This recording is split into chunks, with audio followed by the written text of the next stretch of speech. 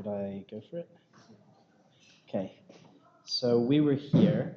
I just exposed all of these gory tests, too small for you to actually read them, but big enough so that you can have a lot of anxiety about, the elaborate behaviors that are allowed on these systems, which is the right response, I think. Mark, yes? Curious question here. Were these tests kind of handcrafted, or are they automatically generated in a new rate by some kind of... They're extremely cleverly automatically generated in a way that I probably haven't done justice in these slides, but I will say that each one of them represents a cycle in the way that the program is communicating between threads. With these two tests, store buffering and message passing, that cycle doesn't really pop out at you right away because it's not on the arrows, basically. But if you look at the arrows, especially message passing has almost a complete cycle. You've got this program order from A to B, you've got a read strums from C to D, and then the question is, what's that magic arrow that gets from D to A? And if you think about the way that this is sort of working, this read of X is reading from the initialization, right? So if I'm going to, if I read from a particular write, that kind of associates that read with that point in time when that write happened. Yeah? And the fact that I don't read this later write kind of signifies that this later write of X, A, sort of happened after that, right?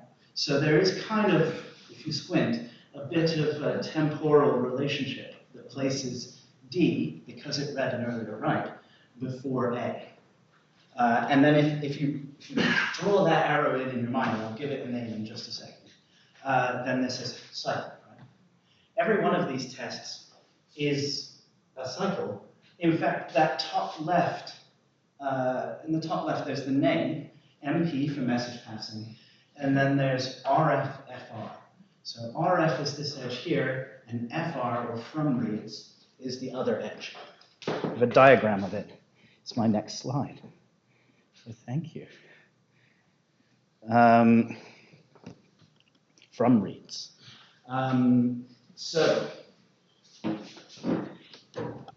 The gloss on this I put was a little different. The point I was making here was that most of these processor models will give you sequential consistency over a single location. So if I have all of my threads just do things on X, read and write to X, I won't see any weird reordering. I'll have sequentially consistent behavior just over that one location. It's when I mix locations that I get relaxed behavior. That's a design choice. It needn't be that way. In fact, NVIDIA, their GPUs, will break that, and you'll see non-sequentially consistent behavior even over a single location. But for ARM and Power and for x86, they have this property of coherence. The way that I like to express coherence is using, I think what makes it most clear is this temporal arrow I was talking about called from reads. And what that does, if you look here, we have a coherence order, and that totally orders all of the writes at a single location, no matter what thread they came from, across the whole execution. So I should say, getting myself twisted slightly. We're going to talk about execution graphs now quite a bit, and all of these arrows that I'm describing really only make sense over execution graphs. They're about the time, the orderings that were actually witnessed in a particular execution. Coherence order is this total order of all of the writes at a particular location, no matter what thread they came from. Okay? So I know I drew these writes vertically, but they might actually be from different threads. When we read from a particular write in this sequence of writes, we're kind of attaching ourselves to that point in the sequence as the read. Yeah? So that read, in some sense, comes before the next write in that sequence, because if it didn't, it would have read that later write. Do you see? From reads is a very concrete thing. It's a derived arrow where you take a step backwards in reads from, and then you go forwards in coherence. And anything that has that shape is a from reads. So we get a from reads from going back through the RF to find our position that we're reading from in this sequence of writes, And then we go forward in coherence to go from reads edges to everything that follows. So, hello? I don't understand how you reverse the read from edge. Like, one read does sound like you're reading something from the past. Say again? Like, I don't quite understand how you reverse a read from edge. Oh, I'm literally just talking about how you derive what the reads from relation is. So you don't need any new extra information beyond reads from and coherence to build from reads. From reads is derived from those two relations. So, all right. So there's no actual read from negative one. No, it's just a way of constructing the from reads edge. Like if you just want to think of it intuitively as an edge from a read to every write that comes after the one that it's actually reading from, that's fine. That's all I mean. But if you want to do some algebra to construct this thing, you can have a backwards RF edge followed by a forwards coherence edge. I guess that's what your fourth bullet point is. Right? Yeah, that little formula, that algebraic expression over relations, builds from reads for you. Hello? The second last bullet point says coherence is satisfied if the union of R, Co, and FR agrees with PO. But like the Co edge is coherence, right? Since it's not circular. Oh, that's just that's a clash in naming.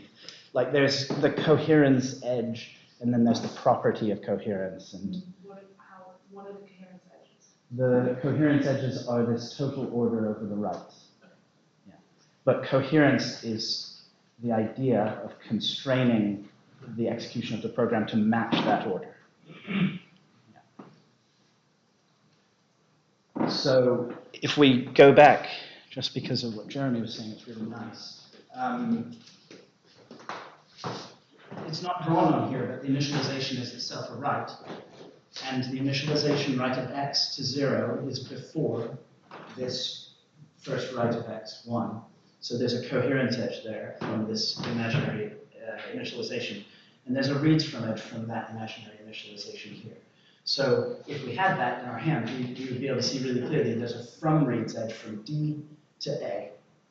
So we have an RF, PO, from reads, PO. And next to each one of these names, the cycle the test represents is identified. So all this table is the collection of cycles of tests up to a particular size. That's all it is. So you can build it exhaustively. Yeah? Does that red dot have so the red dot has a specific meaning? Yes, this is, I'm reading from the initialization of that variable. It's not drawn as an explicit write, because otherwise it wouldn't fit. It would make it big. It's a specialized notation. Any other questions? Cool. So I'm going to flip back to coherence. So here's some tests that allow you to check whether program order does indeed agree with the CO, RF, and FR edges. So what these tests are is the enumeration of all ways you can combine one memory access and through PO another memory access. So I could have a write followed by a write followed by a read followed by a write, or a read followed by a read. And these are the ways in which coherence, RF, and from reads can interact with those. So if I have two writes, those must be ordered by coherence. It's total of the writes at a single location. So if I have write of x1 followed by write of x2, the only way that I can disagree with coherence, the coherence order, is if it opposes program order. So this is the bad thing, and this is forbidden in power and ARM and x86. How is this observable? It is not observable. It's important that it's not observable. As a programmer, you benefit from the fact that you can never have this weird thing happen. So you should never see a write. You should never see x equal to 1 afterwards. Yes, exactly. That would be horrible. But you did say you could use store buffer reordering, but it's not for yourself, not for the same address. Not at the same address. You must mix the That addresses. would be it. Unless you buy a GPU. And then you can do it. Hello? Why don't you just have like a dummy node at the start, and then you'd actually be able to see the cycles like they should be, like the one in the first one where you can't really see the cycles. Because it just makes the tests bigger. And the people who think about this have learned to read past this notational quirk. Really. So anyway, the other ones here, I don't want to dwell on them too much. They're all the other options for how you might disagree. So for instance, if you have a read in the PO, it's got to be a reads from edge that goes into it that's going to violate, to disagree with program order. And you see this here is going to construct a from reads edge. Backwards through RF, forwards through coherence. This is from reads disagreeing with program order. Cool. So I want to go on to a different test. I'm just going to select two more out of this collection just to categorize power for you. This test is called independent reads of independent writes. And it's a test which checks a property called multi-copy atomicity. So when we model these concurrency models, the ones that we've seen so far have a single point in which all of the writes to memory are agreed to be serialized, right? So in the sequentially consistent model, the abstract machine for that, we just had a memory. So all the writes of all the different locations serialize in that memory. In x86, all of the writes, once they've made their way through the write buffers, they serialize in that shared memory at the bottom, right? But you needn't do it like that. You could have a bunch of individual views of memory that are only loosely linked to one another through synchronization. And some of the processors have that property. And what it means is that you can do some reads that observe a couple of writes happening in one order on one processor, and you can see a different order of those writes on the other processor. And that's exactly what this example is getting at. So if you look at it, there's 4 threads, 2 reading threads and 2 writing threads. We're writing one to X in event A, thread 0. We're writing one to Y, event D, thread 2. And then the 2 threads, 1 and 3, are reading X and Y and then reading Y and X, respectively. And they disagree in the order in which they see the writes happening. So if you look, thread 1, it sees the write of X, but it doesn't see the write of Y on thread 2. It sees the initialization instead. So as far as thread 1 is concerned, the write of X happens before the write of Y. Thread 3 believes the write of Y happens before the write of X. You see? So they disagree in the order in which those writes happen. Now, remember, power does 3 things to create relaxed behavior. It reorders on a thread. It it reorders reads, it reorders writes on threads, and it allows things to propagate out of order.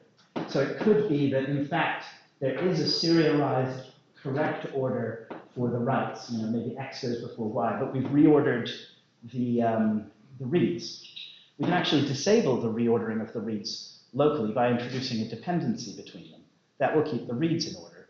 And the question is, if we keep the reads in order on these 2 reading threads, can we see the writes happen out of order?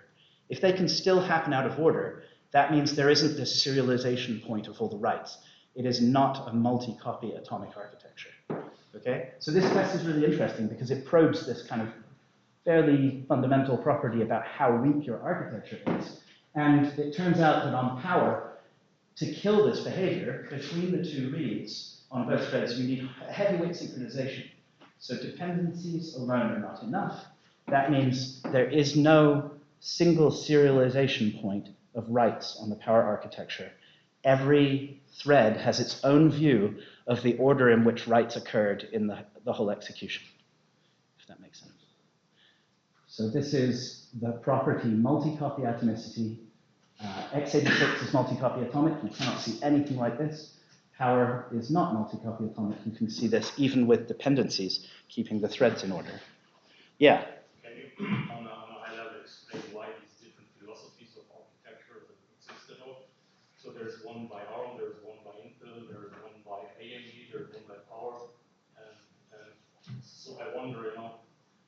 think it's like probably a bunch of different things. Like if you're building a CISC architecture, you're pretty relaxed about throwing a bunch of machinery in, if that makes sense. So x86, big instructions, maybe you would accept having a bunch of under the hood synchronization mechanisms that are on your behalf running all the time, and you have, silicon area dedicated to that. But you're comfortable with that because you're not a RISC guy, you're a CISC guy. Maybe that's part of it. It probably is, to a certain extent, the ARM L1 cache designer was more assertive than the specification writer. You know what I mean? These choices represent a trade-off between the guarantees that you're giving the programmer. If it's stronger, if you're forbidding more relaxed behavior, then the programmer should be happier because they have to think about less wild stuff. And on the other side, you have the processor cache designer, say, who wants to implement this wild new optimization he's thought of that will make everything go a little bit faster, but just at the cost of exposing this reordering. Do you see? But then it's also very difficult to pick an architecture. Right? I mean, it's not difficult for us. We basically have to choose ARM or x86. You can only buy a few architectures. That just means you always have this series of architectures. So I tell them, let's say, a sales, how can I say, pitch by A and B and by internet, they all tell you why they are the best. Although if you look at the share price, then you know who is and who is not. But it's very difficult, especially if you are designing like a HPC center, which architecture does the job, and then obviously there's things like efficiency that come into play and heat sink and stuff. So it appears to be like, ultimately there's at least 4 vendors plus a medium, but it appears to be a bit, let's say, how can I say, a bit difficult to make these choices or each hardware to reject or accept based on their architecture. The only choice of that seems clear to me is between GPUs and CPUs, where the GPUs have been designed for throughput and the CPUs have been designed sort of for latency. So I think there's a kind of a serious trade-off there that actually pops out in the memory model. Once you're doing throughput, you don't want to be waiting for a synchronization message to get to another part of the chip and come back acknowledging that some order is established, right? So for throughput, you just want to fire it and never hear about it again. Do your write, do your read. It just doesn't matter about ordering. Hello. I think this is the same question with different words, right? So is the memory model an artifact of the processor design, or is the memory model a constraint that processor designers need to respect? Yeah, so that's really complicated, and I think it's one then the other, right? So it was all an accident when it first came. It's an accident. Yeah, exactly. Yeah. So when we did some work with the NVIDIA people, they thought that their GPUs were sequentially consistent. They're absolutely not sequentially consistent. You can just run it and see, but they hadn't figured that out. And now they have. So now they've written a specification, which is relaxed. And now their cache designers can't break the specification. So it's one then the other. That's how it's turned out. That's not the ideal way. We wouldn't have chosen that way. Okay. This is a test I really want to show you. Oh, when do I have to finish? An hour? At least an hour. Okay. So this is load buffering. This is another, yeah. Sorry, just on that point, if you're writing your software to CUDA standard or something, does it matter? Can they not just do another version of the chip and change those constraints? Or the software will, as long as they make the CUDA compiler work. I think the reality is that the number of bits of code that are touching this really fine, detailed stuff is very small. So I'll talk about some, Peterson's absolutely touches this. It breaks if you're on a relaxed memory model. But, your concurrency library that is probably the main thing that will touch this. And if you're a library user, you just need to trust that when the next chip comes out or the next, compiler optimization is introduced, that the library writers update with a fence in the right place when they realize it's screwed. That, you know what I mean? For most people, this is not a concern to them. But for the systems programmer, it is.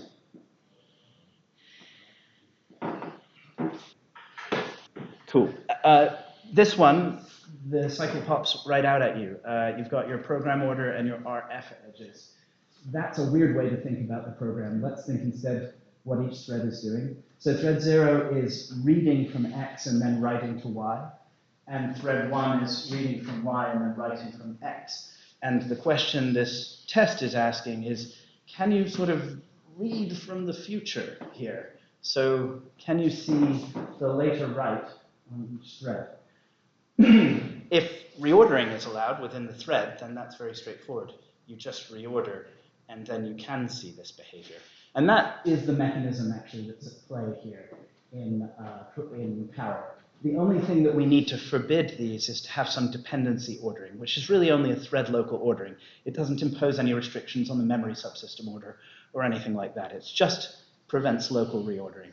So in the absence of local reordering, we don't get load buffering, but load buffering is allowed by the Power model, and it's observable on Power, but not on ARM, I believe. ARM still allows it in their specification, but I think you don't know the answer to this. No. I'm pretty sure that no ARM processor has ever actually exhibited this behavior. But they don't want to give up on it. They'd like the freedom, you see. But this is interesting now because, well, we'll come back to this in a minute, but whether these dependencies are in place between the read and the write decides whether this behavior is observable or not. And what I'll tell you now, to preface what comes later, is the business of the compiler optimizer is to remove dependencies. It's going to change the structure of your program. It's going to hoist things out of loops. It's going to propagate values to variable reads when it knows what they are. So these dependencies at the level of the processor, the compiler optimizer is going to freely remove them. It will take great liberties with those. But the processors treat these dependencies as incredibly important, even if they're like trivially and obviously removable by the compiler. So if I have like an address and I add a variable to it and then take a variable away, add x, plus x minus x onto the address. In the compiler, it's going to take away the plus x minus x because that's 0, right? But on the architecture, it will dutifully say, oh, there's an address dependency between the read of x and this write here. So that's ordering. I'm going to leave that in place. This is a choice, right? The processor vendor could decide to remove those, but actually what they've done there is allow you to use false dependencies as a kind of ordering that's cheaper than fences. Okay. Yeah, okay. So this is a QR code. It produces a link to the World Wide Web where you can try out a tool from Cambridge called RMEM. And what this thing does is run the Power model for you. It can run the ARM model and the x86 model as well. I'm going to go there. I have it up. It's a bit of a baffling tool, I have to say. It's got so many knobs on it. It's just meant to be used by experts, really. But what I've got here is the IRIW test on PowerPC. So this is the pane where we get the test. PPC IRIW. And this is IRIW written out in PowerPC assembly. And I haven't done anything yet, but this will simulate the behavior of the architecture for me. I'm not going to show you what that behavior is per se. I'm just going to show you that these tools exist, really. So for what it's worth, I've ticked all of these buttons here, which make a bunch of evaluation happen automatically. This is so detailed. It does instruction fetching and all sorts that I haven't told you about. But I'm having it do all that automatically. And then here, I've got effectively a bunch of transitions that are allowed to occur according to the operational semantics that underpins this thing. And those are buttons on this current state, things I can do, movements I can take. I want to see the reads of the writes, the two writes happening out of order. Yeah? So I've got my writing thread here, my other writing thread here, and I've got my thread 1 with the two reads here, thread 3 with the two reads here. I'm going to do the last reads first in order to hopefully see the initialization. If I need to prove to myself that I can see that relaxed behavior in that test and why, a legitimate way to do that is to run a tool that is modeling the semantics and see if I can manipulate it in a way that observes that behavior. So I'll just do that now because I know that if I push memory read request from storage and then satisfy memory read from storage, so these are like transition in the underlying semantics that this tool is embodying. I can do the same thing for the later read on the other reading thread. Now I'll do the stores. So propagate memory write to storage, propagate it to one thread, another thread, a third thread, and then reach a coherence point, whatever that means. And I'll do the same thing on the other writing thread. Oh, sorry, I did the read. Oh, well, let's see if I'm getting the right behavior now. So this is the end of the execution according to RMEM, and it looks like, oh, my mistake in clicking things didn't hit the exact same execution. That's a shame. But you can see all these reads from edges going between loads and stores. This is kind of an execution at the end of the thing. That's how it represents. But I promise you, if you read and satisfy the two later reads first, and then you do the propagation and coherence points of the writes, and then you do the earlier reads, then you get the exact execution we had on the board. It's allowed by the model. The point I'm making with this is, so I've been to the International Standards Organization and presented a memory model to them, saying this, I think, is what you meant, written in mathematics. And they saw like, I can't remember which Greek symbol it is. They saw a Greek symbol, and they were like, we don't want to think about this. These tools, I can go on the web. I built a tool like this, or we built a tool like this for C++ memory model. The people who are designing, the processors or thinking about the semantics of the language can go and play with it. And they can go and test their intuitions without understanding the mathematics. It's also just really useful for learning. So I'm a big advocate of these tools that execute the semantics without requiring you to learn or like do live proofs in your head of running the operational semantics or whatever's underpinning it. So that's RMEM. There's a bunch of different tools like this. There's CPP-MEM we built. There's HERD, which does this stuff as well. Yeah, they're a really valuable thing. Okay, axiomatic models. So we've seen operational models so far. These are models where you're maintaining some state and taking steps forward where in each step you're consuming a little bit of the syntax of the program and producing some events, some transitions that we use to recognize read and write events.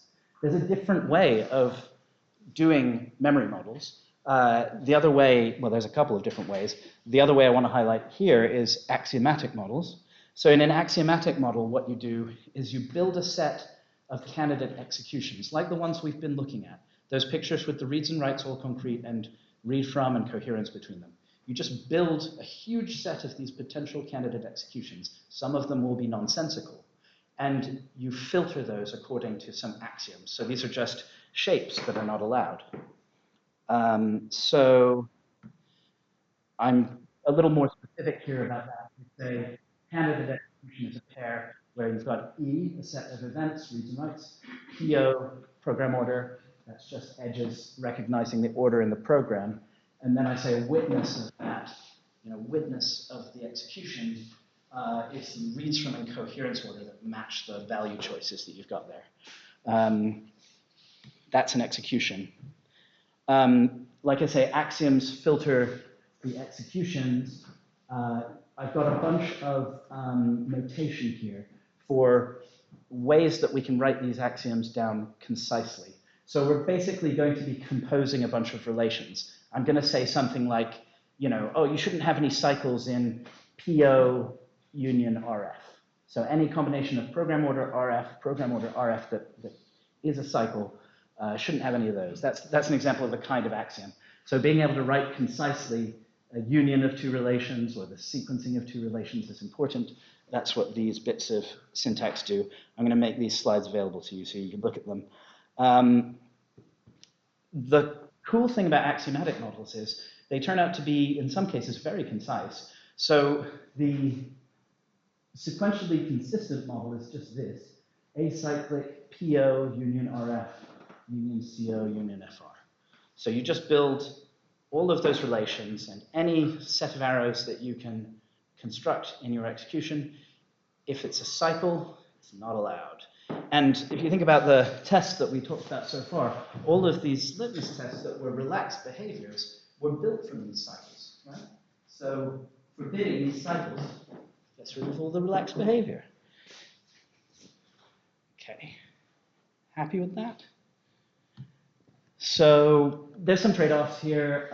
Operational models are good for building like logics above and stuff like that. You can make them look like the architecture, which is nice. Yeah, they can be very intuitive. You can build a simulator from them really easily because you just need to evaluate one step at a time. Yeah, they tend to hide incidental choices. If you want to exhaustively evaluate a program every which way it might go in an operational model, that can be obnoxious computationally, and they're a bit ad hoc. The axiomatic models, as you've seen, pretty concise they can be, and you're making these explicit choices about ordering. It sometimes feels like you've reached some higher observation about what the model is doing, somehow to me. Yeah, there's not a local intuition anymore, and we'll talk about out of thin air. So I'm just going to show you the ARM model. It's an axiomatic model, so it's rather different to the operational models of x86 and power. There's all this sort of prerequisite in terms of defining some derived relations. RFE is just an RF edge that crosses two threads. So the way it's written down here, if you go through these slides again, you'll be able to see that Ext is the relation that relates any event that's on a different event to another. So if you intersect those, you get all the RFs that cross threads. I is the within a single thread, so RF from one event to another on the same thread. That's an I, RFI, FRI, CoI, all the same. We've got control, address, and data edges, which represent control dependencies, address dependencies, and data dependencies. There's this RMW edge, which I don't want to talk about too much, but that is going to make a read and a write atomic. So they happen at the same time. Nothing can get in between them and interfere with that location while they're happening. These sets, R and W, A, L, and Q, are the set of reads in the execution, the set of writes in the execution. We have these acquire and release events, it's the sets of those two things, and program counter events. Again, I don't want to talk too much detail about this stuff. We have barriers, so there's an ISB and a DMB. So the cool thing about the axiomatic model of ARM v8 is it's doing a whole bunch of complicated stuff, but it fits on kind of like a page, right? So we've got a bunch of derived relations here. Again, I don't want to talk too much about them, but we've got a coherence after, so that's from reads and CO. So we're kind of like making a derived relation from coherence and from reads. We've got some notion of observation. So notice these are all of the ways that we can see two events being ordered at the same location. So from external reads, from external from reads, external coherence. And then we've got dependency ordered before, which is just some combination of address and control dependencies. We've got, let's ignore atomic ordered before, we've got barrier ordered before. So this is all of the ways that you can use acquire and release instructions and DMVs to order two things in program order. Got all these derived relations. They all come down to this one thing, which is ordered before. We say two events are ordered, in ordered before, if they fall into any of these. Observation, dependency ordered before, atomicity ordered before, or barrier ordered before. So there's some like distillation of what order is. And then the actual axioms, the constraints of the V8 model are, I mean, this is a slightly simplified model, but it's basically it. You have these three things, internal, external, and atomic, and you see the observation order, ob, has to be irreflexive. So you can't ever have an event where if you follow all of these observations, you get back to where you started. So I show you this not so that you can understand it deeply now, but so that you understand that you can do this concise axiomatic representation of a memory model. You can basically rule out shapes that you don't want to have. And the way those look is some irreflexivity or acyclicity condition on the relations in the execution. So that makes sense. If we wanted to forbid load buffering, for instance, we would forbid cycles in program order union RF, because that was the shape of the cycle in that execution, right? It turns out, just for what it's worth, that here you'll only forbid load buffering shapes. Yes.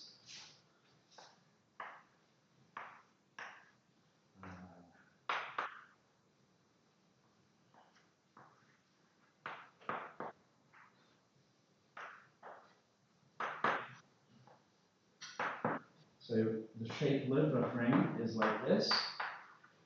Whether it's forbidden or not depends on whether we can construct one of these cycles in OB. RF is in, so these are RFE, they're external, they go across threads. So RFE is inside OBS. So guess what, we've got some edges in observed before. So these are not only RF, they're also observed before. So then the question is this program order edge from the read to the write also in observed before? If it is, we can forbid this. The closest that we're going to get is dependency ordered before. And you see, inside dependency ordered before, there's address, there's data, there's control if it ends in a write, but there's not program order. So we can't say that there's an observed before edge here. And, there's not a dependency a dependency order before edge here because it's just a program order. But remember that the test said we needed read-read dependencies in between to forbid it. So if we did have a read-read dependency here, we would be having a dependency order before. This would get picked up as an observed before cycle and forbidden by the axiomatic model. So if we just focus on this like little example, we can see these set of rules doing the work of matching the observed behaviors, if that makes sense. We can forbid load buffering if we have read-read dependencies because they become dependency ordered before and ordered before edges. And then the cycle is complete and it's forbidden. Yes? This seems quite error-prone to me. Like, how do you make sure it's complete? How do you make sure it's sound? Like, I think some of them seem quite obvious, like why you shouldn't have certain cycles. But for more complicated versions, like, for example, the third line of the DOB says control or address dependency sequence with PO, etc., etc. How do you make sure that is actually excluding the things you actually don't want? And also, how do you make sure that there isn't a more complicated sequence of events that you should put in but you didn't? I think that this is probably one of the biggest limitations about the approach that we're taking here, across the whole field, really. If you want to be sure, you need to test, the ways in which you can be sure are explaining to the architect what you think and them explaining and agreeing. You can test it on the microarchitecture, and you can run a bunch of those same tests through the model.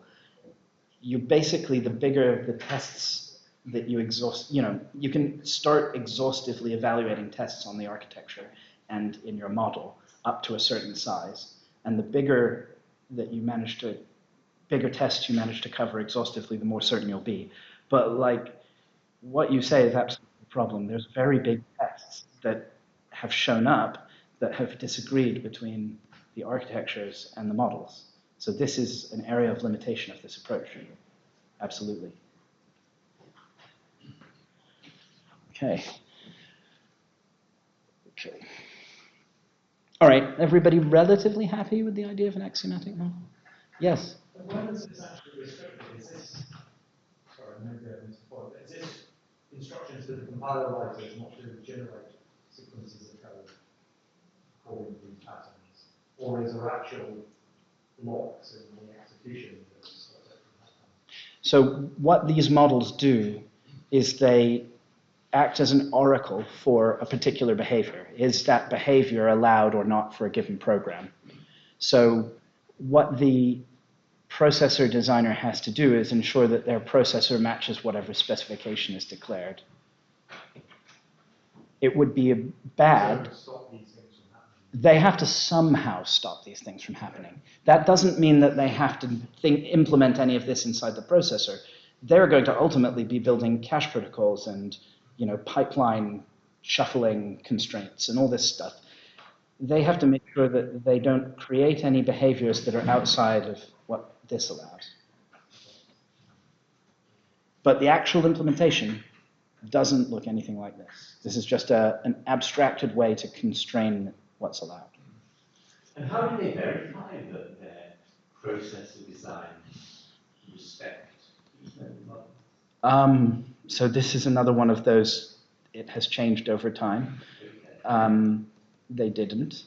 And then, they didn't even agree that, that there should be such kinds of specifications. Now there seems to be plenty of vendors who have specifications.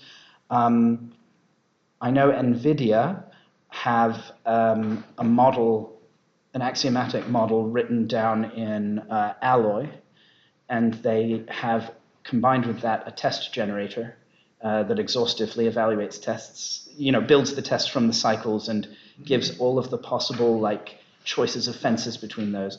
And then they throw all of those into the Alloy model, which says yay or nay, and they throw all of them into their simulator of their LTL, and hopefully they match. And when they don't match, they take a look at why. What happens after they don't match is a different question, right? Because they might say, oh, the model is screwed here, we need to change the model. Or they might say, our design is not doing what it should. Okay. I basically just talked about this. This is load buffering. I printed just the rules that allow you to spot the cycle if you include read-write dependencies. There's tool support for ARM V8 as well. Herd tools is really great and gives you the ability to evaluate the model, but also run tests on the hardware. So you can just run these litmus tests thousands of times, millions of times on your machine and see whether they're allowed or not. Sometimes they are, which is cool.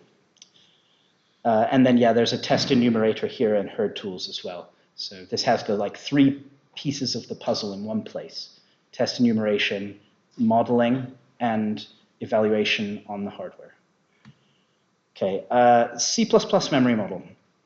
So I might rattle through this relatively quickly, but because I want to get to the sort of finer details of this model, it's an interesting bit. This is a harder problem, right? So when you're at the language level, you've got to do a bunch of things. One thing you've got to do is you have to be able to target a bunch of processors. It would be unacceptable if C was too strong and plain reads and writes in the C language had to include fences, say, on power. So if I said, oh, we'll just adopt the x86 model in C, then some things are forbidden. Load buffering is forbidden in x86. So if I compile to plain loads and stores on power or ARM, load buffering is allowed on those architectures. All of a sudden, I have to introduce expensive fencing just to hit the language memory model. So the language memory model, in some sense, has to be the union of weakness of all of the different models. It's going to be a really weak model, okay? But add to that we can do compiler optimisations. And those compiler optimizations are sometimes even wackier than the optimizations that get done at the processor. The processor generally will not violate dependencies, syntactic dependencies, even if they're really obviously not meaningful. The compiler will immediately remove those. That has terrible consequences on writing down memory models. It's actually kind of an open wound in the specification of C++. That's taken a long time to try to get them to acknowledge and then fix, but that's in progress. I'll talk about that in a sec. Let's see. So I'm going to rattle through this. This is an axiomatic model. It looks really similar to the axiomatic model that we saw previously, and it's just a constraint on cycles and some derived relations, exactly like the power architecture. It's built around this this one idea that's kind of interesting. It has a happens before relation. So this happens before relation is like, it's kind of a temporal relation, but it's not total, right? The happens before relation here, it's not a timeline. Some stuff is not ordered in happens before, it's partial. And what happens before, what it's defined as, or I should say, where accesses are not ordered in happens before, they're described as races. And for plain accesses, C++ and C, they make this differentiation between accesses that you're allowed to race on, called atomics, and regular accesses where you're not allowed to race.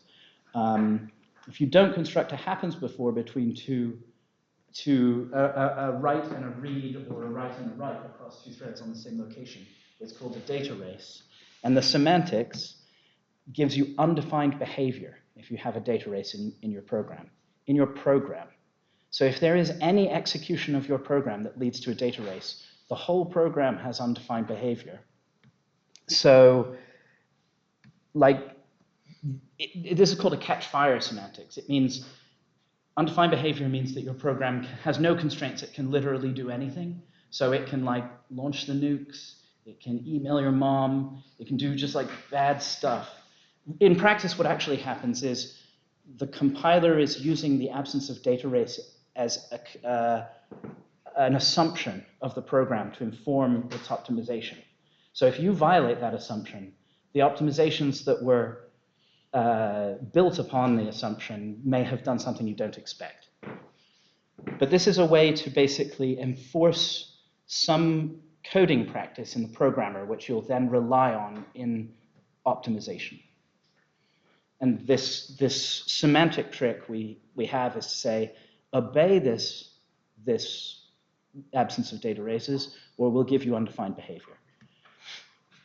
So with atomic accesses, there's no such trouble. You can write a program that doesn't have happens before between reads and writes. For what it's worth, this is the message passing example. Store to X, store to Y, load from Y, load from X. So the relaxed behavior is like this, where we read from the initialization in the read of X, despite reading from the other thread in the read of Y. Notice that the happens before edges, this doesn't seem to violate the happens before edges, right? This write of X is not in happens before with respect to this read of X over here. So it doesn't look like it actually violates happens before, and C will allow this. In fact, C has to allow this, because with plain reads and writes, when we compile to power and arm, this will be observable, right? So if you forbid this in C, you've got to then insert fences in your compiler, slowing everything down.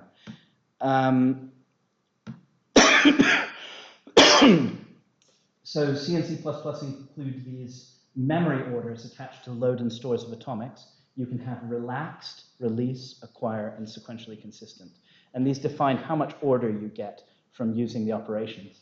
The specific way the model recognizes that, or produces that order, is there's a rule that says if you have a write release, and you read from that with a read acquire, that builds a happens before edge. So we can turn that read from there into a happens before edge.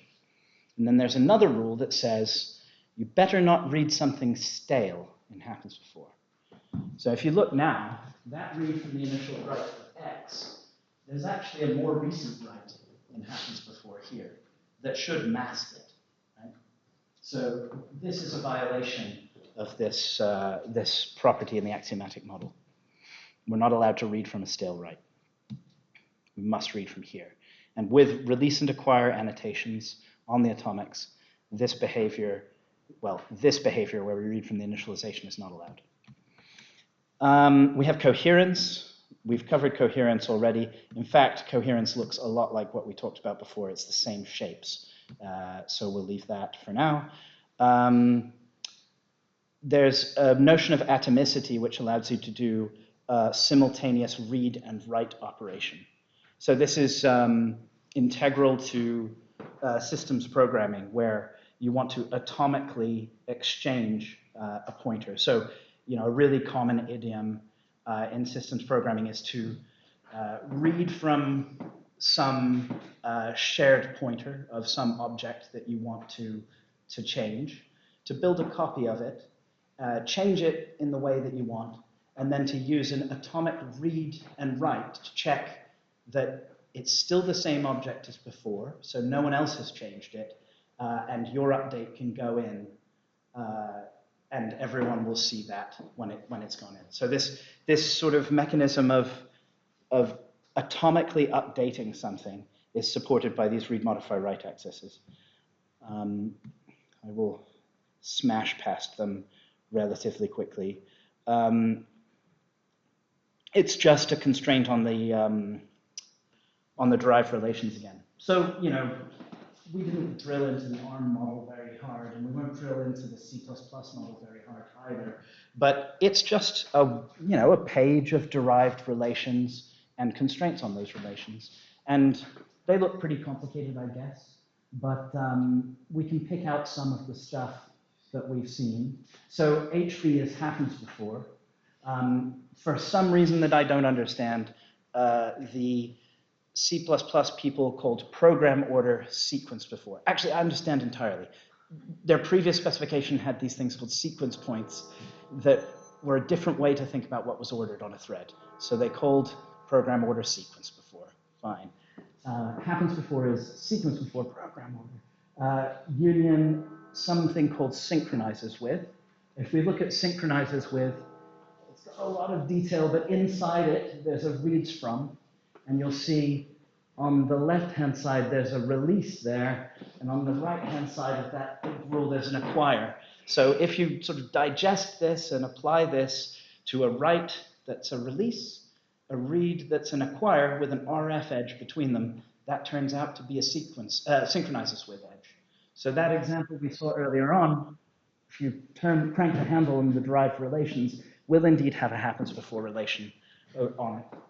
And then we have these constraints at the bottom, which, we have some stuff like, so ECO is extended coherence. If you look, it's just RF. Modification order is coherence order. They love their alternate names for things. RF, CO, and RB is from reads. Great. For some reason, they changed the name. You can see that RB is derived. It's just backwards through RF and then through MO, which is coherence order. So happens before has to agree with coherence. Remember that program order union RF CO and from reads was sequential consistency.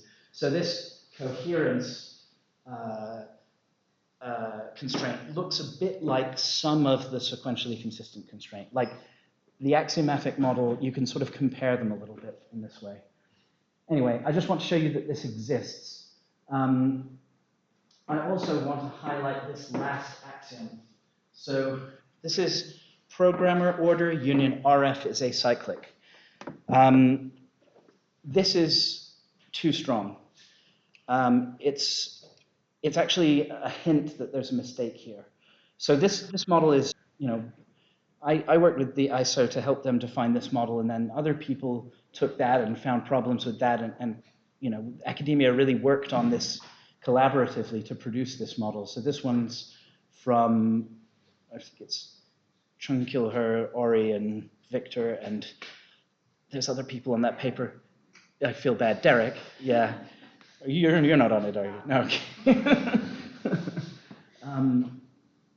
But this here would forbid load buffering, but we know that that's allowed and observed on the architectures that we're targeting. So we actually can't do this. This is not cool.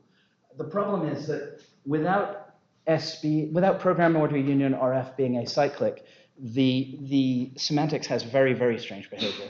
And I'll talk about that in a minute. I'm going faster because I want to get to the exciting bit, or the bit I think is exciting.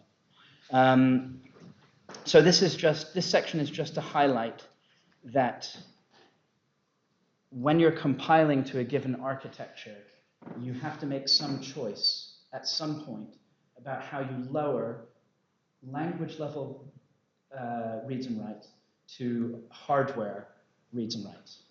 And depending on the order that you have claimed in the language, you may have to put in some synchronization on the hardware. So this is the compiler mapping table for x86. So if you don't do any optimizations and you just translate the reads and writes according to this table, the claim is that this will behave under the x86 model. It won't violate what we have claimed in C. There'll be no behaviors of the x86 code that results from this mapping that are outside of the behaviors recognized by the C model. And you see, so for any sort of load, we just turn that into a normal x86 load. For any non-sequentially consistent store, we just turn that into a normal store, a mob. And only for a sequentially consistent store do we need to include a fence. This is because x86 doesn't produce any of the relaxed behaviors, really, apart from store buffering. So store buffering is allowed for relaxed atomics. It's allowed for release and acquire atomics. But it's not allowed for sequentially consistent atomics. So because it's not allowed for sequentially consistent atomics, that's the only place we need to put a fence. But we do need to put one there. So in some sense, this table tells you the C model, C++ model, they are not built, they're not tuned to x86. You don't get any performance advantage by using a relaxed or a release or an acquire. They're all mapped to the same thing by this mapping. The only thing that costs you any M fences, the only thing that inserts fencing under the hood is sequentially consistent stores. So yeah, here's an example of store buffering with sequentially consistent annotations everywhere. If we push that through the mapping, we get store buffering with M fences. And remember on x86, those M fences clear the buffers, no relaxed behavior here. So this C program, through that mapping, will behave sequentially consistently because of those fences. Here's the ARM and power mappings.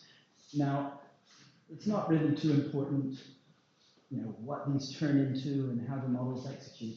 But notice that each of the different annotations on a load has a different implementation.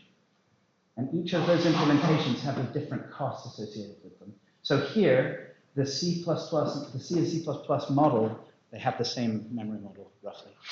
The different choices for synchronization are working for you. They're allowing you to have cheaper implementation for the less ordered operations. All the way down to relaxed loads, which are just plain loads on power and plain loads on ARM. That was something that we wanted to achieve. Okay. Here's an example of message passing with C++ release on the store and load acquire on the load. And because of the mapping, so the store release gets an LW sync, a lightweight sync before the store, and the load acquire gets this compare branch isync, which is actually just a fake dependency. It gets a fake dependency after the load. So if we compile where we were going to get happens before from this release to this acquire, that turns into a power program where we've got the lightweight sync between the writes, and we've got a fake dependency between the loads, and that was enough to forbid message passing. So you can see that these are lining up, if you see what I mean, through these mappings. So that's nice. We can prove correctness of these things. I would like to rattle through and not think too hard about this.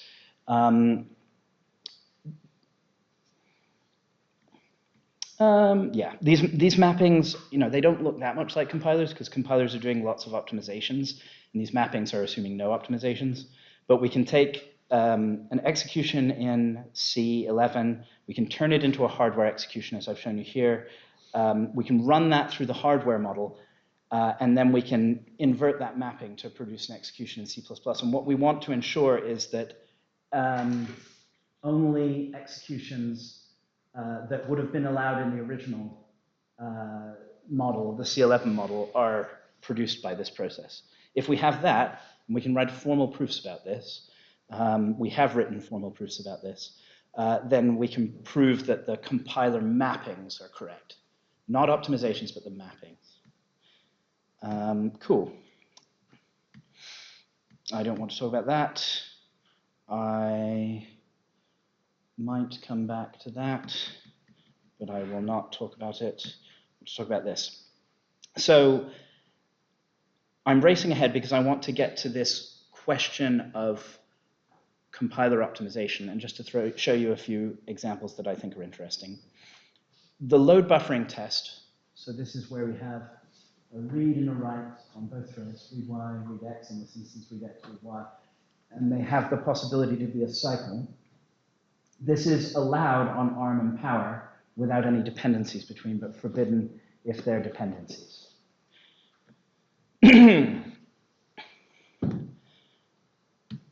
So C++ must allow cycles, so remember it's an axiomatic model, it must allow cycles in program order union RF, because Power and ARM allow that. It cannot be stronger than Power and ARM, so it must allow those. Right? If there's a dependency between these two, so what's changed in this program is we're not writing 1 to x and 1 to y anymore. We're writing R1, the value we read. We read y into R1 and we write R1 to x. So that's a data dependency. There's a data dependency on the other side with the same flavor. It would be really wild if we invented a value here, like 1 or 42, and allowed the cyclic behavior, right? Because where did that write come from? There's no architectural way that that could happen. Right now, the actual ISO standards of C and C++ would allow you to read any value in this program. They haven't got a way in the specification to forbid thin air values appearing here and being produced in the execution. So you can have R1 is 42 and R2 is 42. This is really wild. It breaks a lot of reasoning, and it's the reason that that version of the C model I showed you before forbids program order union RF cycles. But we know we have to allow those. So couldn't we just forbid, rather than program order union RF cycles, couldn't we forbid dependency union RF cycles? We have a dependency here. And that looks like it might work. Here we've got some control dependencies. If we read y and we see 1, we can write 1 to x, and on the other thread. Yeah, it looks like control flow creates dependencies here. We can just recognize when there's dependencies, maybe syntactically. The trouble is that the compiler is going to optimize in a way that's more aggressive. So if you look at this program up here, in one path of control flow, I have exactly what I had before. Remember, executions are like a single path of control flow, right? So the execution where I read 1 from y and write 1 to x, there, I can't tell the difference whether that execution comes from this program or the last one. But in this program, a compiler is going to say, well, it doesn't matter what value you read from y. Regardless, I'm going to write 1 to x. So I'll transform that program through optimization into this one, where I'm just writing a bare, regular write of 1. This is exactly load buffering. The processor architectures, Power and ARM, are going to allow the relaxed behavior in this. So starting that original program, applying optimization, and then executing on Power and ARM will allow us to read 1 into R1, write X1, and read 1 into R2, and write Y1. But this is a cycle in dependency, in syntactic dependency. So we know that this behavior is going to be allowed, but it has a cycle in syntactic dependency. So we just can't use syntactic dependency as a way to forbid these strange behaviors. So syntactic dependency is too strong. That means that we need to go, in order to solve this problem in the concurrency specification of C and C++, we need to go and figure out where there will and won't be real dependencies that the optimizer won't touch. This has got a really similar flavor to constraining the cache developers of the processor architecture. They want to perform some optimization within their cache. We tell them no because the model forbids a certain behavior. You can't allow it. You can't have that optimization. Similarly here, the compiler optimizers are going to aggressively optimize the code, removing dependencies. But we need to tell them there's a certain set of those dependencies that must remain in place, the real dependencies. But you've got to be allowed to remove some of them. We've seen examples like this one where, although there's some syntactic construct creating control dependency on the, and it would, if you can optimize it, provide ordering on the hardware, the compiler must be free to remove that.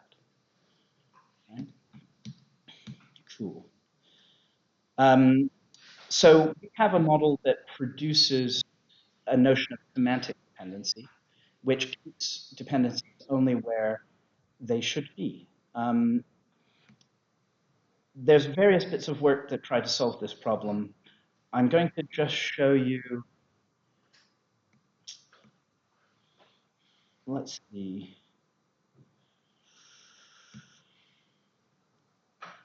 I'm trying to decide whether to show you bits of the model or show you some examples. And I think what I'll do is show you the, yes, I have a couple of slides on the shape of the mathematical objects that we use to explain this model. And I'll go through to those. And then I'm going to show you a couple of examples that I just really want to show you because I think they're fun. Okay, so let's see. We're going to use a mathematical object called an event structure. Now, event structures are a lot like execution graphs, except they capture the possibility of they capture multiple executions at the same time. So I'm going to show you a couple of bits of program and tell you what event structures result from them. So here we've got a right to y. That's not complicated. It just produces a right to y. If we have a read from x and then a write to y, we actually build these things from the bottom up for reasons I won't bother explaining. The event structure that we generate has this squiggly arrow, and that arrow is conflict. It means make a choice, right? So the mathematical structure that this picture is portraying has conflict between it. It says the executions that are allowed to the program, you have to make a choice between having one of these two reads, and then all the follow, chosen the other would go away. So I could have a read of x0 and then divide it by 1, or I could have a read of x1 and divide it by 1. There's, this is representing all of the paths of control flow through the program at the same time.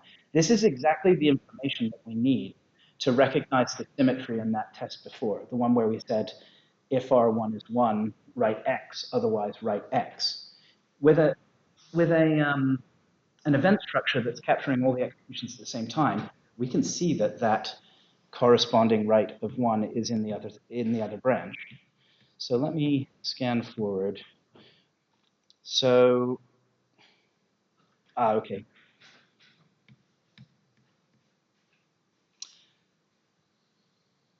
So the other thing I want to point out is that dependencies talk out these event structures. So look at right here. The program will read x into R1 and then write 1 to y. So there's no dependence between the read of x and the write of y. And that pops out in the event structure, which is you can see regardless of what we read, always write 1. Yes? Why is just read x at 0 and read at 1 shown? Like all those values? Oh, you should have a conflict there. I'm assuming that you can only read 0 or 1. But if you want to represent the possible outcomes, I guess you have to have in conflict with to max int. Conflict? Yeah. What we do, this concrete version of semantic, we've now moved to like a symbolic one where when you hit the conditional, you choose a different symbol. But in this version, we just represent every possible value. In the value domain, we generally choose 0 and 1, so the pictures are small. But yeah, when I said these relaxed memory models multiply up the state space that you need to consider, this is a very stark example of that. Yeah. Anyway, the point here is, regardless of what you read, you always write 1. So this is a candidate for optimization. We're always going to write 1. Why don't we remove the dependencies? And that's what the semantics does. It basically spots shape in the event structure where we're going to have a write no matter what, regardless of the conflicting choice of reads above. And it removes the semantic dependencies based on that structure. Yeah, we've made these independent writes. This is another example where we'll construct the event structure edges between it and look at the dependent one. So if you read X for 1, write value for 1 Y, and now the writes in the event structure don't match. So there's no symmetry, and we can't remove dependencies. That is the idea behind this. So ultimately, what this gives us is an ability to spot when there's dependencies. We choose an execution from these event structures. So everywhere there's a conflict, this is two threads next to each other, matching the load factoring shape with the dependencies. We have to choose the execution that we're interested in by getting rid of everything else that's conflicting. We've chosen the relaxed behavior here, and because there's dependencies that are left over, this has a cycle and dependency union, or often it'd be forbidden. So this looks like it will solve this problem in C and C++, if we can get this calculation of semantic dependency right. I want to use like my tiny amount of time at the end. I'm in the last 10 minutes, right? I'm just going to flick forward and show you some examples that I think are cool and talk about them because I'm excited about them and skip everything else. I made too much content. I was really worried of running out of content, and it's the other way around. Yeah, okay. Right. So I think a lot of you have recognized that the things I've been showing you are very idealized. There's lots of aspects that we haven't touched upon, and I've claimed we're just trying to get down to the memory behavior and exclude everything that doesn't matter. And I think we did that too much as we've been developing these memory models. So especially in the compiler, things like pointers and aliasing, these are optimized differently from other bits of code. So we, in most of this, we haven't dealt with pointers, but they behave rather differently. I'm just going to show you an example, a few examples where the compiler is making use of information from around the program. These are just tests. The first one's not so bad. It's an adjustment of one of the tests we saw before. It's a two-thread test. All of these are like load balancing shapes. So on this thread, it's really big. You've seen it before.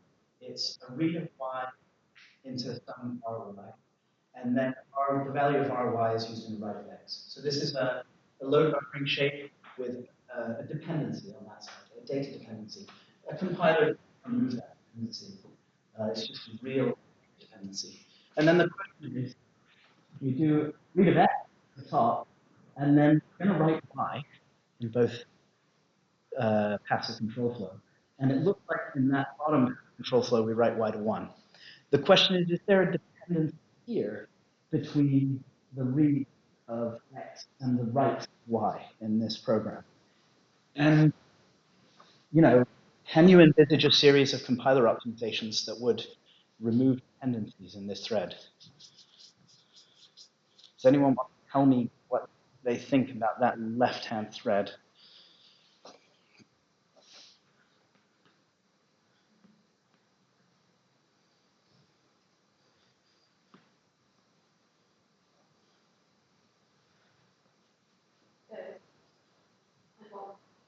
Okay. You can complicate on line 3, and thereby collapse the entire thing just down to a y equals 1. Yeah. Once you've evaluated that conditional and know it's true on line 2, as the optimizer, you're like, well, R1 is 1. R1 is 1. So why don't I rewrite everywhere R1 as 1? And then it becomes write 1 to y in this branch and also write 1 to y in the other branch, which we saw. We might as well strip that out. And then we're back in the world where power will definitely run that as a relaxed behavior. So this is a circumstance where we would like there to be no semantic dependency from the right on line 1, the read on line 1 to the right of line 3, because the optimizer will strip that out. Okay? So here the optimizer is using information from the conditionals, from the structure of the program. That's something that we need to recognize in our semantics, and that we do. I've literally just got these 3 examples to show you. So pointers are really good because the compilers sometimes make like de facto restrictions on pointer, on allocations that they will then use in the optimizer. So there are compilers where they'll say all all pointers must be aligned. And if you do an unaligned access, that's undefined behavior. So that undefined behavior, remember, it sets fire to the whole program. But doesn't really do that. What it really does is it's a contract between the programmer and the optimizer, and the programmer is promising not to do that thing. I'm promising not to write an unaligned access. So right-hand side is just a pretty boring dependency on these little buffering shapes. We read y on the value of real dependency. We write the address of y to x.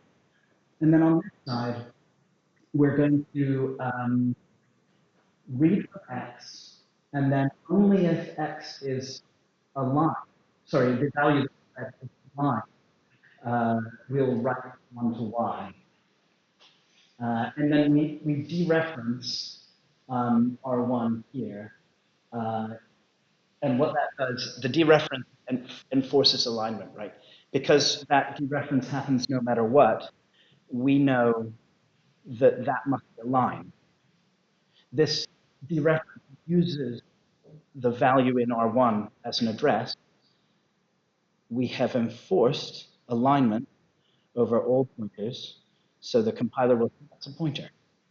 So I know that if the value of that thing, mod 8 or whatever, is 0. So this alignment, this modular alignment 0, that conditional means nothing. The compiler will say, well, I know that's true, and it will remove the conditional.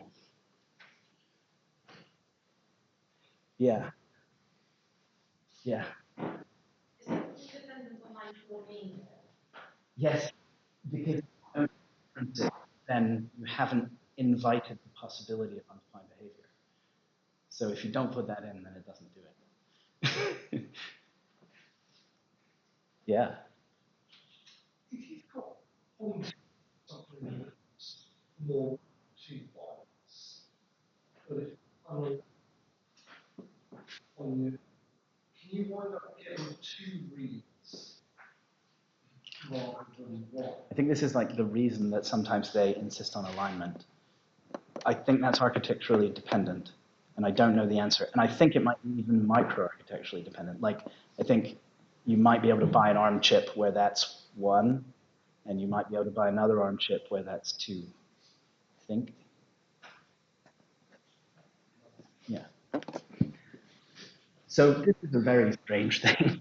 The optimizer is the whole program. It's using undefined behavior to manipulate the program in the past from where the undefined behavior occurred. This is the sort of thing that the compilers are doing, and we have to recognize it in semantics. There is no another way to, whatever our model describes, semantic dependencies that must remain in place and those that don't need to remain in place. To match the behavior of something like GCC or LLVM, you would have to have no semantic dependency in this program on the left-hand side. Okay, the last one is a division by 0. So here we have another right-hand side thread. It's just a dependency is there to hook up the load button and make it almost a cycle. And on the left-hand side, we've got some tricksy thing that's leveraging undefined behavior to tell the compiler there's no ambiguity on the value here. There can only be one value, so there's no dependency. And it's division. So undefined behavior to divide by 0, which means the compiler will assume that not R1 is not 0. The only other value, not the Boolean not means that R1 is either 0 or 1. That those are the outcomes of that function. So that means that not R1 must be 1. 1 divided by 1 is 1. So the compiler to produce this code here, where there's no dependency and we just write 1 here. So this calculation of semantic dependency, which is just missing from the language, needs to take into account all of these possibilities of undefined behavior and leverage them as assumptions about the execution. Now, this one I actually have, just want to show you this because I think it's cool. There's this tool called GodVault, the compiler explorer, and this is another one of those online tools. Oh, it's so hard to see. Oh, I'm glad they made it scale well. So you shove your code in the left-hand side and use a file. It produces the output. And I put in that division here. It's slightly different syntax because it's C, C++. And it produces this ARM code after optimization and lowering down to assembly. And if I look, one of the really cool things about this, oh, it's not doing it now. Oh, wait, was that it? Sometimes when you click the C code, it uses dwarf debugging information under the hood to link it to a particular line of assembly, and it'll highlight that. It's just so clever. It's not working on this code. But this store here is the one where we're doing the division. And if you look at thread 1, the corresponding store is this one, and it's doing all of that, those optimization tricks I was saying. It's storing a 1. So that means it's figuring out that there's undefined behavior there, assuming you didn't do that because you promised not to, getting the value 1, and doing the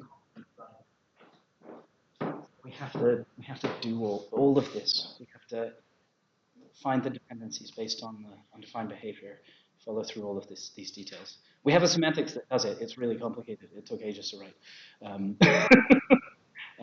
These are the cool examples I wanted to show you. I think they're cool.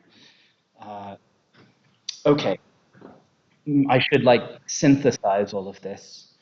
Behind everything that I've shown you is a paper, like 5, 10 papers. There's lots of literature out there to read on this stuff. And there's actually lots of open problems still in this space. And it's industrially relevant, and our industrial partners know what we're still doing for them. So it's kind of this interesting place for me, is what I always wanted to work on, because something that feels a bit useful is wildly complicated. And where people will talk to me about it. So I like this field. And we've managed to have a bit of impact. We've changed the international standard of C++ twice with little things, and we're in the middle of talking to them about introducing this semantic dependency relation. Not the calculation of it, that's going to be too complicated for them, but the concept of semantic dependency in the standard. The ARM people are in their reference manual using formal semantics now to write down their pseudocode examples. Let's see, NVIDIA hired one of my PhD students while I postdoc to be their memory model guy. The person who wrote, the people involved in CURD tools working at ARM now. This is like this very febrile kind of bit where industry and academia seem to be getting on very well with each other. It's great fun. Any final questions? You wanted me to ask to remind you what NVTC compiler Oh yeah, it's really hard to. Um, no, it's not that hard to explain. I don't have the example, and I don't remember the piece of CUDA well enough. But you can. So the way the GPUs used to work, when you didn't have to be symmetric across all threads. To begin with, you had to write in code. It was single. Well, I can't remember the four-letter abbreviation. You had a single program that you ran across all threads, and you got multiple bits of data across all the threads in a block. Then they so that you can run different bits of code on the various processes inside a block. But the way they did that was very dumb. They would run the same code on all of the processes, but map which ones actually had any effect. So it was very stupid, and it was very bad, because what would happen is once you differentiated the behavior of two threads within a block, you would have to keep the map turned on until they reconverged, if that makes sense, and you could run the same program on the whole thing again. It was horrible for performance whenever you differentiated codes between the processors. So they introduced a convergent assertion, which said, I assert here everything will have converged. And this was like one of the things where there's undefined behavior if you screw it up. So you assert convergence, and it will remove the masks. But if the execution hasn't actually converged by that point, then it has undefined behavior. And what they ended up doing in the compiler, was not treating these assertions of convergence as something that need to be checked, but actually as an assertion they could leverage in optimization, if that makes sense. So it has a similar flavor to things like divide by zero undefined behavior. It's an opportunity for the programmer to violate the assumption that is being made by the optimizer. When you say undefined behavior, what can that be? It just, the undefined behavior means semantics will let the program do anything. It makes no restriction on behavior. What it really means is you, as a programmer, you commit an error. You've written a program that is unacceptable. And the compiler does not promise to compile it correctly. So is that formalistically, let's say, ill-defined? Can you reproduce the error while the undefined behavior is being exercised, or can it only correct to move in terms of the It's sort of worse than that in some sense. You don't need to hit undefined behavior for your program to go haywire. The optimizer is going to rewrite your program based on an incorrect assumption. So it can go quite far. Any execution of your program can just be optimized based on the wrong assumptions, and they can be quite different from what you think.